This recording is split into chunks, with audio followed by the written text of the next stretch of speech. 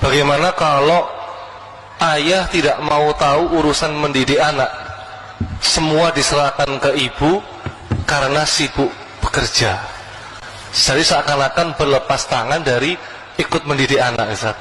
Pulang-pulang taunya cuman perintah dan marah-marah gitu, Ustaz. Iya. Ya, ini nanya apa curhat ini? Apa yang harus dilakukan seorang istri kalau suaminya ternyata belum sadar tentang kewajiban mendidik anak? Ini anak siapa ini, Pak? Kalau anak berdua ya tanggung jawabnya berdua. Apa itu anak lahir dari batu? Kan enggak, Pak. Anak berdua ya tanggung jawab berdua. Makanya para ayah nih, mumpung ada curhat ibu-ibu, ini curhat nasional, Pak. Saya udah hafal loh. Di kota manapun ini selalu ada pertanyaan ini, betulan. Di kota manapun, maka mumpung saya kumpulkan para ayah, siapa tahu yang nanya istri Anda ini. Atau siapapun lah, siapapun. Bahkan yang tidak bertanya, karena saya tahu ibu ini mewakili banyak ibu-ibu yang lain. Betul Ibu ya? Ibu-ibu senang banget itu. Begini Bapak Ibu para ayah. Imam Ibnu Qayyim rahimahullah ta'ala menyampaikan bahwa kalau anak itu rusak penyebabnya ayah.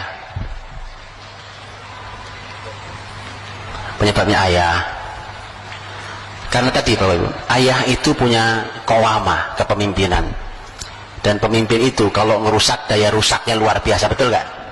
Pemimpin nih, kalau dia membuat kerusakan, itu kerusakannya massal dibandingkan yang berbuat rusak cuma orang kampung. Bisa ya? Karena kepemimpinan di rumah itu ada di suami. Kalau suami berbuat kerusakan itu ngebom massal, Pak. Walaupun cuma sesaat dia melakukannya, tanpa dia sadari tadi. Dan perlu dipahami Bapak Ibu, bahwa anak kita ini aset dunia akhirat kita. Aset dunia akhirat kita. Tanggung jawab seorang ayah, selain amal mulia ayah mencari nafkah, para ayah harus paham bahwa mencari nafkah itu hanya sebagian tugas ayah. Hanya sebagian tugas ayah, bukan segala-galanya. Dia tadi Rasul, siapa yang dinasihati? Sepupunya, bahkan bukan anak beliau, bukan cucu beliau, sepupunya, Pak. Itu mendapatkan bagian jatah dari nasihat Rasul sang ayah. Itu. Jadi nasihat salah satu tugas ayah. Loh, kalau di Quran bicara tentang dialog antara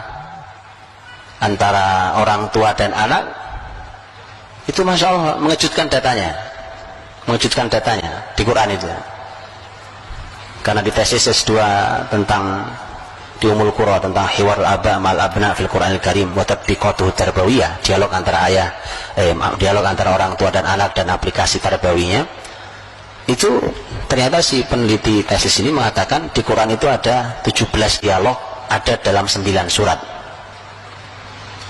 Dan ketika didata, ternyata dialog ayah pada anak itu 14 sendiri. Dari 17 itu 14 dialog ayah. Coba kayak begitu, masa bapaknya jadi bapak bisu? Begitu kan? Jadi jangan hanya marah-marah, Pak. Marah-marah itu nggak menyelesaikan masalah, kan? Masya Allah. Jadilah ayah yang mengagumkan. Mengagumkan itu nggak bisa direkayasa. Ketulusan seorang ayah menjadi ayah yang mengagumkan itu luar biasa. Dan itu memudahkan anak untuk tumbuh dengan baik. Kalau anak punya masalah, mudah sekali selesainya, karena dia punya sandaran yang mengagumkan.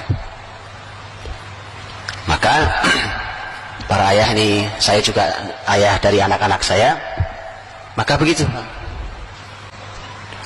Laki-laki memang punya tugas luar biasa sih. Kayak saya sekarang nih, Pak, kan? Saya baru pulang hari Rabu ini, dan Rabu berikutnya baru pulang. Ya biasa saja, ya kan?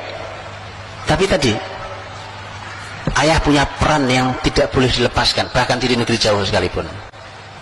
Dan Quran memberikan contoh itu.